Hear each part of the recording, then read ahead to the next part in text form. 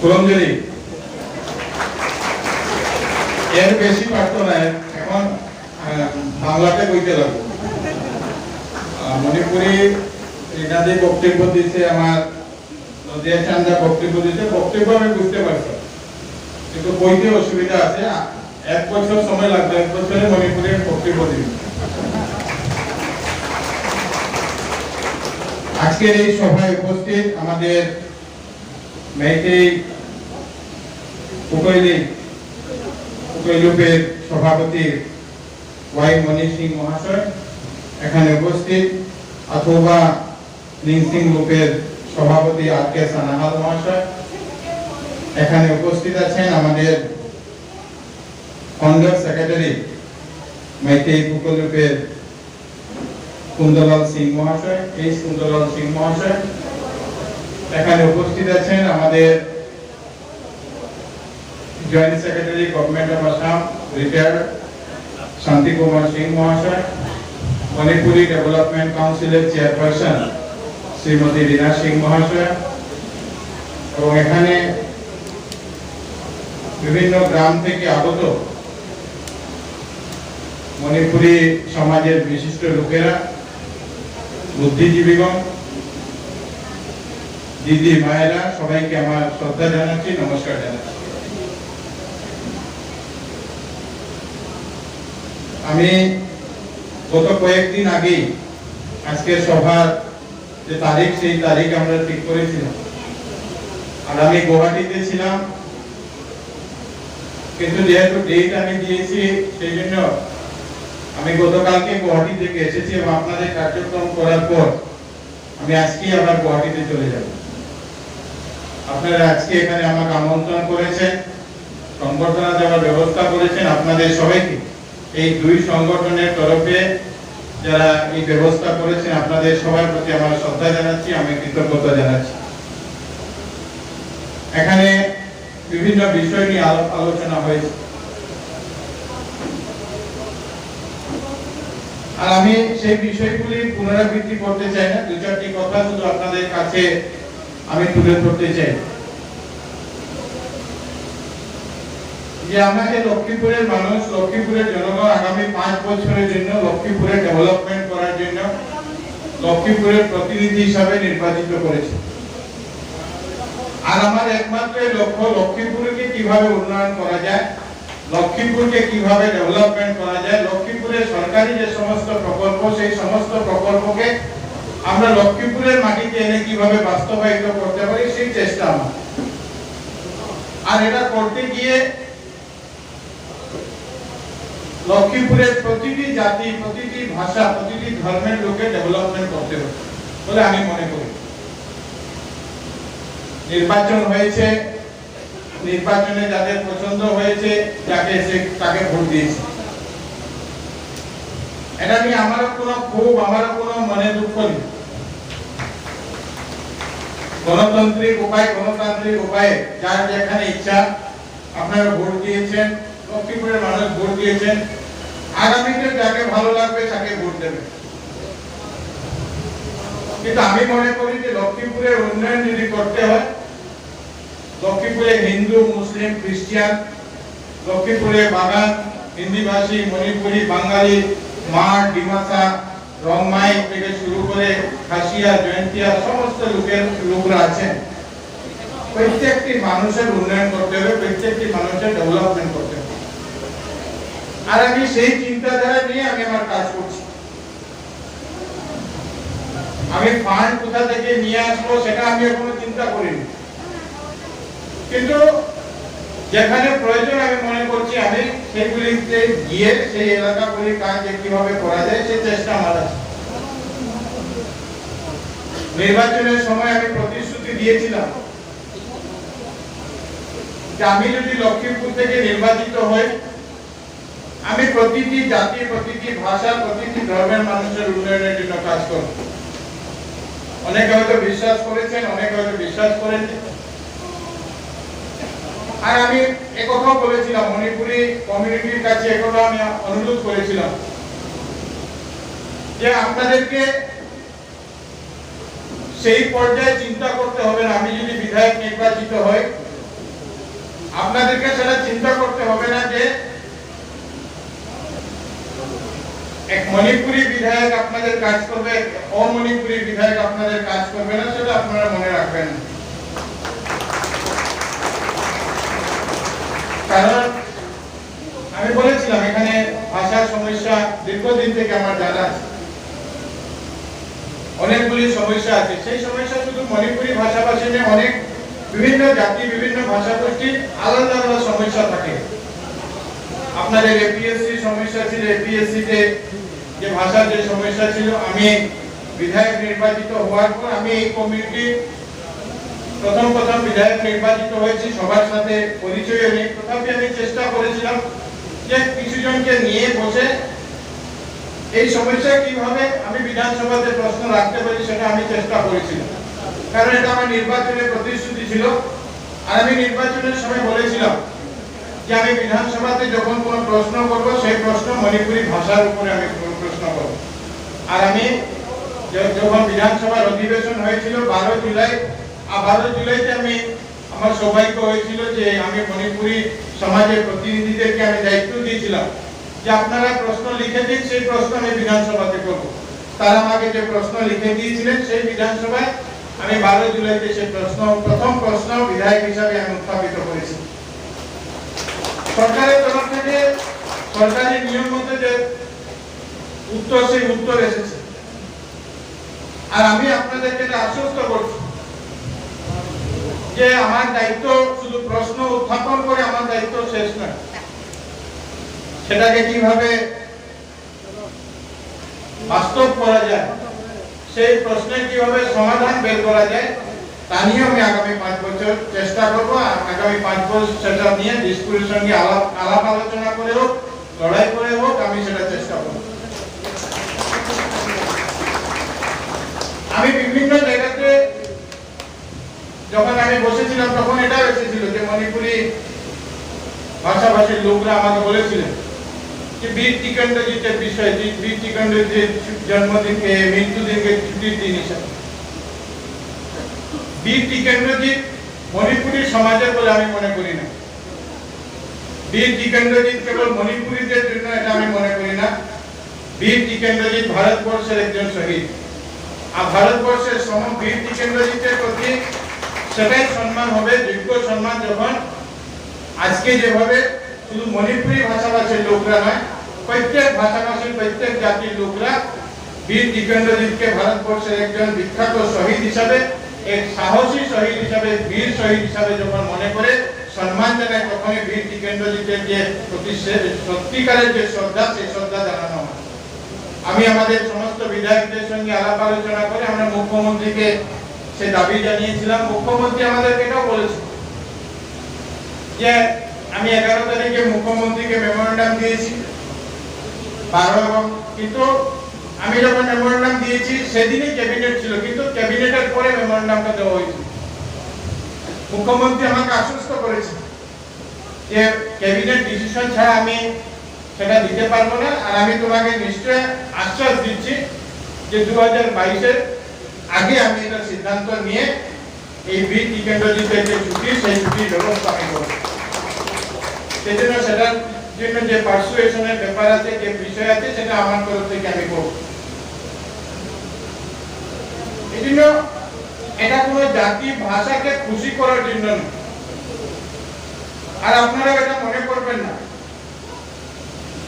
যে আমি মণিপুরী সমাজের জন্য যদি কিছু করি তো মণিপুরী সমাজের জন্য করার এটা মানে না যে 2026 ইংরেজিতে মণিপুরী ভোটকে সংগ্রহ করার জন্য সেই মিশন নিয়ে আমি কাজ করছি, সেটা ভাববেন না। আমার কথা হয়তো খারাপ লাগতে পারে, কিন্তু আমি একদম পরিষ্কার ভাষায় বলছি যে ভোটের রাজনীতির অঙ্কে কি আমি সেই কাজ করবো, সেটা আপনারা মনে করবেন না। আমি মনে করি যে যেখানে যার যেটা পাওনা, যার যেটা প্রয়োজন, সেই জাতি, সেই ভাষা, সেটা হওয়া উচিত, এবং সেই হিসাবে আমি এটা করে যাব। আর আপনাদেরকে আমি আশ্বস্ত করছি, যেহেতু এটা দুটা সংগঠন এবং দুটা সংগঠনের ইতিহাস নিয়ে বলা হয়েছে, এই জন্য আমি মনে করি এটা উপযুক্ত প্ল্যাটফর্ম এটা বলা, যে আপনাদেরকে আমি কমিউনিটি হলে এই মণ্ডপে দাঁড়িয়ে আমি এই কথা আপনাদেরকে বলছি যে আমার মনের তরফ থেকে এরকম কোনো কিছু নেই। আর যেখানে যে কিছুর প্রয়োজন আছে করার, এই মণিপুরী সমাজের জন্য, এই ভাষা, এই সংস্কৃতি, এই কালচারকে রক্ষা করার জন্য, এগিয়ে নেওয়ার জন্য আমার তরফ থেকে বিধায়ক হিসাবে যতটুকু করার প্রয়োজন, মণিপুরী বিধায়ক যতটুকু করতেন, আমি চেষ্টা করবো 1 ইঞ্চি বেশি গিয়ে আমি সেই কাজগুলিকে যাতে করতে পারি। আমি এখানে আগে বলেছি, আমি এক জায়গাও দেখেছি। আর শুধু এটা মণিপুরে আমি বিভিন্ন একটা প্ল্যান তৈরি করছি যে যাদের যে কালচার আছে সেই কালচারকে যাতে ধরে রাখা যায়। মণিপুরি কালচার একটা রিচ কালচার। আমি মনে করি যে মণিপুরি কালচার কিভাবে যে তাদের যে পরম্পরা, তাদের যে কৃষ্টি সংস্কৃতি সভ্যতা আছে সেটাকে যাতে প্রিজার্ভ করে রাখা যায়। আমি অনেক সময় বলি, আমাদের অনেকে গিয়ে যখন আমার কাছে ভাষার বিষয়ে বলেন, আমি তাদেরকে বলি যে অনেক মণিপুরি ছেলেমেয়েরা এরকম পাওয়া যাবে যারা মণিপুরি পড়তে পারে না, বলতে পারে। আপনারা আমার কথা খারাপ পাবেন, বলতে পারে এই জন্য যে বাড়িতে সেই ভাষাতে আলাপ আলোচনার জন্য বলতে পারে, কিন্তু আমরা ইংলিশ মিডিয়ামে পড়েছি, সেই জন্য মণিপুরি ভাষা লিখতে বা আমরা পড়তে পারবো না। বলা, পড়া আর লেখা তিনটা কিন্তু আলাদা বিষয়। এই জন্য আমি সবাইকে বলি যে মণিপুরি যে স্কুলগুলি আছে সেই স্কুলগুলিতে আজকে শিক্ষক আছেন কিন্তু ছাত্র সংখ্যা কমে গেছে। সেগুলিকে কিভাবে আমরা ছাত্রদেরকে মণিপুরি সাবজেক্টে পড়াতে পারি, মণিপুরি বলার সাথে সাথে লেখা এবং পড়া এটা যদি আমরা চালাতে পারি, সেটা আমি অনুরোধ করি। এই জন্য আমি আমার প্রথম দিন যখন মিটিং হয়েছিল নির্বাচিত হওয়ার পর আমি বলেছিলাম যে আমরা মণিপুরি কমিউনিটির জন্য আমরা মণিপুরি কালচারাল হল একটা তৈরি করব। আমি সেটা আগেও বলেছি, আজকেও বলেছি, আজকে আমাদের জায়গাও দেখানো হয়েছে। আর কালকে হয়ে যাবে কোন কথা না, একটা আমি সরকারের কাছে অলরেডি আমি প্রপোজাল দিয়েছি যে মণিপুরি কালচারাল সেন্টার একটা তৈরি করার জন্য, একটা মিটিং করা হল শুধু নয়, একটা সেন্টার তৈরি করার জন্য, যেখানে যদি বাইরের কোনো মানুষ আসেন, আসে যদি জানতে চান যে মণিপুরি কমিউনিটি কি, কোথা থেকে মণিপুরিরা আসলেন, কোথা থেকে এই সিভিলাইজেশনটা ডেভেলপ হলো, তো যাতে সেই কালচারের হলে আমাদের যাতে লাইব্রেরি থাকে, মণিপুরি যে ড্রেস অনেক আছে সেখানে গিয়ে যদি দেখতে পারে না এটা মণিপুরি মেয়েদের ড্রেস, মহিলাদের ড্রেস, না মণিপুরি পুরুষরা বিবাহের সময় এরকম ড্রেস পরিধান করেন, মণিপুরি পুরুষরা শ্রাদ্ধের সময় এরকম ড্রেস ব্যবহার করেন, মণিপুরি ভাষা এরকম আছে, মণিপুরি ভাষার যে স্ক্রিপ্ট আছে সেটা যাতে থাকতে পারে, এরকমের একটা পরিকল্পনা আছে, যেখানে আসলে পরে মানুষ মণিপুরি খাওয়া দাওয়া থেকে শুরু করে যে কালচার, যে সভ্যতা আছে সেখানে আসে যাতে জানতে পারে, এরকম একটা কালচারাল সেন্টার আমার ইচ্ছা আছে বানানোর। এবং এটার জন্য আপনাদেরও সবার সাহায্য সহযোগিতা আমি চাই। আগামী দিনে যাতে আমরা এরকম একটা কালচারাল সেন্টার এখানে তৈরি করে, আর এটা লক্ষ্মীপুরে করার উদ্দেশ্য এটাই যে লক্ষ্মীপুর কমিউনিটিতে যারা মণিপুরীরা আছেন, আসামের মধ্যে সবচেয়ে বেশি সংখ্যা এখানে। আজকে উধারবন্দে আছেন, আজকে সুনাইতে আছেন, আজকে বড়খলাতে আছেন, ধলাইতে আছেন, পাথারকান্দিতে আছেন, রাতাবাড়িতে আছেন, শিলচরে আছেন, কিন্তু সবচেয়ে বেশি সংখ্যা যদি আমরা বলি তো এখানে সংখ্যা বেশি। আজকে হুজাইতে বলুন, জোরহাটে বলুন, তাদের যে সংখ্যা আমাদের এখানে লক্ষ্মীপুরে বেশি। এই জন্য আমাদের এখানে যে ইনফ্রাস্ট্রাকচার আমরা করতে পারবো যাতে এটা স্টেট লেভেলের হয়, যে স্টেটের যে কোনো মানুষ এসে বলতে পারে না মণিপুরীদের জন্য একটা কালচারাল সেন্টার লক্ষ্মীপুরের অমুক গ্রামে আছে। এই উদ্যোগ নিয়ে আগামী দিনে কাজ করার আমরা চেষ্টা করেছি। এখানে বক্তব্যের মধ্যে নদিয়াচাঁদ সিং মহাশয় বলেছে যে আমাদের যে আথর্বা গ্রুপ যেটা, এটা কাজ হলো যে বিভিন্ন যারা শহীদ আছেন, যারা বিশিষ্ট লোকরা আছেন তাদের মূর্তি বসানো। আপনারা জানেন যে এখানে আমাদের এই লক্ষ্মীপুরের এক যুবক আমাদের রক্ষার জন্য 1999 সালে শহীদ হয়েছিলেন, শহীদ নন্দচাঁদ সিং। আর সেই সময় সরকার নন্দচাঁদ সিং এর নামে একটা ব্রিজ তৈরি করেছে, আর সেই ব্রিজ আজ পর্যন্ত সম্পূর্ণ হয়নি।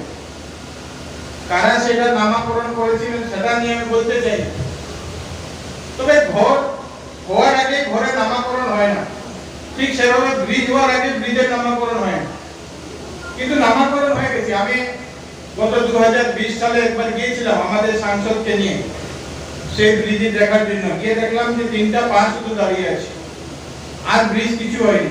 জিজ্ঞাসা করলাম কবে হয়েছে, বললেন এটা 2001 বা 2001-এ হয়েছে, আর নাম দিয়ে দেওয়া হয়েছে নন্দচাঁদ সিং। আমি মনে করলাম যে এটা নন্দচাঁদ সিং এর জন্য যে প্রকৃত শ্রদ্ধা জানানো সেটা হয়নি, এটা আমাদের ভুল হয়েছে। নন্দচাঁদ সিং এর নাম যেহেতু আমরা ব্যবহার করেছি সেটা সম্পূর্ণ করা প্রয়োজন ছিল। আমি বিধায়ক হওয়ার পরে আপনাদের আশীর্বাদে মুখ্যমন্ত্রী আমাদেরকে 10 কোটি টাকা দিয়েছিলেন, নতুন যারা বিধায়ক তাদেরকে 10 কোটি টাকা দিয়েছিলেন, মানে টাকা কাগজে পত্রে যেটা হয়, নগদ টাকা নয়, যে আপনারা আপনাদের প্রস্তাব দিন, আপনাদের এলাকাতে আপনার প্রস্তাব দিন। আমি সঙ্গে সঙ্গে গুয়াহাটি থেকে পিডব্লিউডি ইঞ্জিনিয়ারকে বলেছি আপনি এস্টিমেট তৈরি করে আমাকে বলুন কত টাকা প্রয়োজন আছে। উনি আমাকে বলেন যে 6,21,00,000 টাকা প্রয়োজন আছে নন্দচাঁদ ব্রিজকে সম্পূর্ণ করার জন্য। আর আজকে আপনাদেরকে জানাতে আমাকে খুশি হচ্ছে যে নন্দচাঁদ ব্রিজ 6,21,00,000 টাকা পেয়ে অ্যাডমিনিস্ট্রেটিভ অ্যাপ্রুভাল হয়ে এটা স্যাংশন হয়ে গেছে। আর আগামী আমার ইচ্ছা যে আগামী অক্টোবর মাসের মধ্যে আমরা নন্দচাঁদ ব্রিজের যে কাজ সেই কাজ আমরা শুরু করব। আমার একটা প্রস্তাব আছে যেহেতু এটা নন্দচাঁদ ব্রিজ তৈরি হবে শহীদ নন্দচাঁদ সিং এর নামে, আমি আমার উদ্যোগে এটার জন্য কোনো কালেকশন করার প্রয়োজন নেই, আমি আমার উদ্যোগে এটা যে নন্দচাঁদ সিং এর একটা মূর্তি, ফুল সাইজ মূর্তি আমরা ব্রিজের পাশে একটা স্ট্যাচু করে সেখানে আমার বানানোর একটা ইচ্ছা আছে, যাতে নেক্সট জেনারেশন বা এর পরের যারা জেনারেশন তারা জানতে পারে যে নন্দচাঁদ সিং একজন ব্যক্তি ছিলেন আমাদের লক্ষ্মীপুরে, যিনি ভারতবর্ষকে রক্ষা করার জন্য কারগিলে শহীদ হয়েছিলেন। এবং সেটারও আমরা ব্রিজের যেদিন শিলান্যাস করব সেদিনও তার কাজ শুরু হবে, এবং ব্রিজের যেদিন আমরা উদ্বোধন করব, ব্রিজ তৈরি হওয়ার পরে তো নন্দচাঁদ সিং এর যে মূর্তি সেই মূর্তিরও আমরা উন্মোচন করব। এভাবে যারা আপনাদের যে অ্যাসোসিয়েশন আছে, সংগঠন আছে, আপনাদেরও সাহায্য সহযোগিতা এখানে প্রয়োজন আছে। আপনারাও আমার পরামর্শ দেবেন, আপনাদের সঙ্গে পরামর্শ নিয়ে কিভাবে মূর্তি করা যায়, কি করা যায় সে কাজগুলি আগামী দিনে আমরা যাতে করতে পারি সেই অনুরোধ আপনাদের সবার কাছে রাখছি। লক্ষ্মীপুরে আপনারা জানেন সবাই প্রায় লক্ষ্মীপুরে অনেকগুলি সমস্যা আছে, আর সব সমস্যার সমাধান একসঙ্গে করা যাবে সেটা সম্ভব নয়। আমি লক্ষ্মীপুরে আমরা কথা দিয়েছিলাম নির্বাচনের সম্মুখে যে আমরা এই 18টা পয়েন্ট নিয়ে আমরা মানুষের কাছে প্রতিশ্রুতি দিয়েছিলাম। আর আপনাদেরকে আমি বলছি যে আগামী 5 বছরের মধ্যে আমি যতগুলি প্রতিশ্রুতি দিয়েছিলাম, হয়তো আপনারা এই সময় আমার লিফলেট দেখেছেন বা না হলে এখনো দেখতে পারেন, যে যতগুলি প্রতিশ্রুতি আমরা লক্ষ্মীপুরের মানুষের কাছে দিয়েছিলাম সেই লক্ষ্মীপুরের মানুষের কাছে অক্ষরে অক্ষরে 5 বছরের মধ্যে 18টা প্রতিশ্রুতি আমরা পূরণ করব। আমরা জানি আমাদের সিভিল সাব ডিভিশনের অফিস নয়, সিভিল সাব ডিভিশন নিয়ে অনেক আন্দোলন হয়েছে, কিন্তু আমরা আগামী মার্চ মাসের মধ্যে সিভিল সাব ডিভিশনের G+5 বিল্ডিং এর মানে 6 তলার 5 তলা গ্রাউন্ড ফ্লোরকে নিয়ে 6 তলা বিল্ডিং এর আমরা শিলান্যাস করব।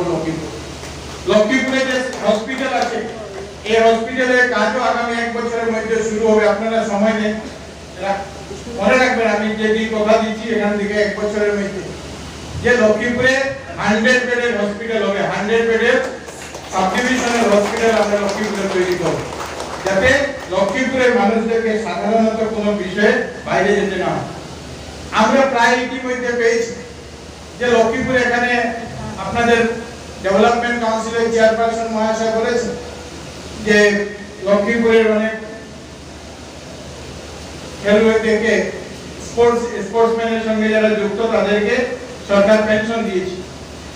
178 জনকে পেনশন দেওয়া হয়েছে, এর মধ্যে 34 জন আমাদের কাছাড় জেলা, আর এর মধ্যে সবচেয়ে বেশি হলো লক্ষ্মীপুরে।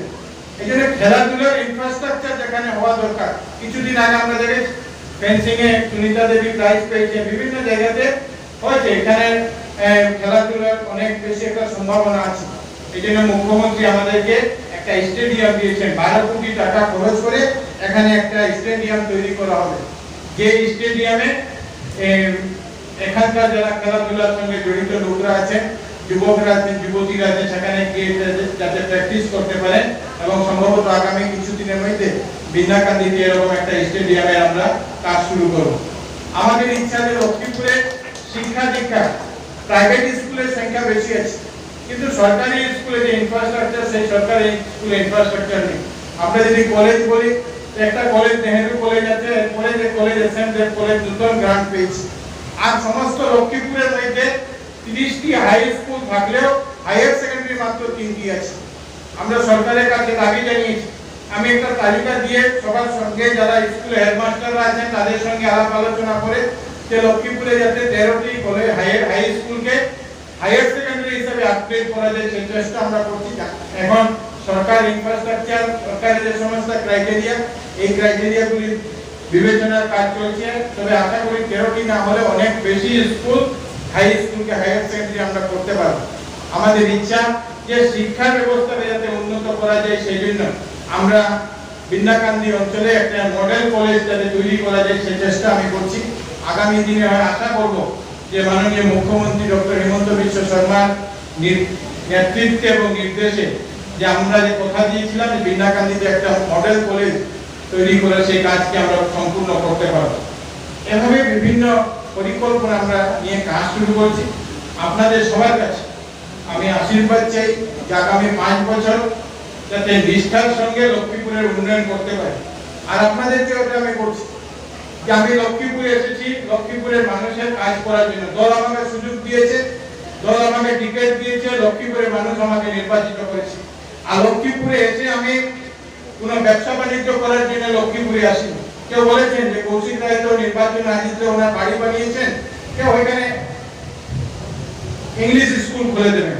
আমি লক্ষ্মীপুরে একটাই কাজ করবো, আপনাদের বলছি, লক্ষ্মীপুরের মানুষের উন্নয়নের কাজ। এখানে আমি ক্রেশার বসাবো না, এখানে আমি ইটভাটা খুলবো না, এখানে আমি ব্লক ইন্ডাস্ট্রির দোকান দেবো না, এই সমস্ত খুলে ব্যবসা আমি করবো না। লক্ষ্মীপুরের উন্নয়ন, লক্ষ্মীপুরের মানুষ, লক্ষ্মীপুরের সমস্ত জাতি, সমস্ত ভাষাভাষী লোকের কিভাবে উন্নয়ন করা যায়, সেই উন্নয়নের জন্য আমি কাজ করব। আপনারা যারা এখানে আছেন, যারা মুরব্বীরা আছেন, যারা বুদ্ধিজীবীরা আছেন, আপনাদের সবার কাছে যে লক্ষ্মীপুরে আমি নতুন, এই জন্য আপনারা আমাকে গাইড করবেন, আপনারা আমাকে পরামর্শ দেবেন। আর বিধায়ক যাতে অ্যাভেলেবল হয়। অনেকের একটা ধারণা যে বিধায়ককে পাওয়া অনেক কঠিন। আমি এখানে একটা সেবা কেন্দ্র আগামী কিছুদিনের মধ্যে খুলতে যাচ্ছি, যে সেবা কেন্দ্রে আমি বাইরে থাকলেও, আমি গুয়াহাটিতে থাকি বা অন্য কোনো জায়গাতে থাকি, যাতে 24/7 লক্ষ্মীপুরের মানুষের যে কোনো অসুবিধা, সেই অসুবিধাগুলি সমাধান করা যায়, সমস্যাগুলি সমাধান করা যায়, সেই চেষ্টা আমি করছি। আর আপনাদেরকে আমি অনুরোধ করছি, শুধু এখানে এই মণ্ডপে ডাকা হয়েছে বা দুই সংগঠনের পক্ষ থেকে সংবর্ধনা দেওয়ার জন্য নয়, যে কোনো বিষয়ে, যে কোনো ছোট বড় সমস্যা থাকুক, আপনারা আমাকে ডাকবেন। আর আজকের দিনে আমি যখন বিধায়ক, আমি বিজেপি দলের মনোনীত প্রার্থী হিসাবে বিধায়ক, কিন্তু বিধায়ক আমি সবার বিধায়ক, আমি কংগ্রেসেরও বিধায়ক, বিধায়ক আমি বিজেপিরও বিধায়ক, আমি ইউডিএফেরও বিধায়ক, সবার বিধায়ক। এই জন্য আপনারা সবাই আমার বাড়িতে আসতে পারেন, আমাকে ডাকতে পারেন, আমাকে পরামর্শ দিতে পারেন। আগামী 5 বছর যে কোনো প্রয়োজন, সেই প্রয়োজনে আপনারা যাতে আমাকে পান, এই অনুরোধ আপনাদের সবার কাছে আমার থাকবে যে আপনারা আমাকে গাইড করবেন। আপনারা বলবেন যে এই কাজটা এরকম হওয়া উচিত নয়, এই কাজটা এরকম হওয়া উচিত ছিল। সেই 5 বছর শেষ হয়ে গেলে বলে লাভ হবে না। এই জন্য 5 বছরের মধ্যে যদি কোনো কাজ করতে গিয়ে আমার যদি কোনো জায়গাতে ভুল হয়, আমার ভুল হতে পারে, সেই ভুলে যাতে আপনারা আমাকে সংশোধন করতে পারেন, আপনারা আমাকে গাইড করতে পারেন, এই অনুরোধ আপনাদের সবার কাছে আমি রাখছি। আর এই কথাগুলি আমি আপনাদের আজকে সবাই বললাম। আর লক্ষ্মীপুরের যেহেতু বিধায়ক আমি, আপনারা সবাই এই প্রায় এই সমষ্টিতে বসবাসকারী, সেটা বাঙালি হোক, সেটা মণিপুরি হোক, সেটা হিন্দিভাষী হোক, বা যে ট্রাইবেলের অনেক রকমের ট্রাইবেলের লোকরা আছে, সবার মধ্যে যাতে শান্তি, শৃঙ্খলা, সম্প্রীতি থাকে, এই দায়িত্বটুকু আমাদের দিতে হবে।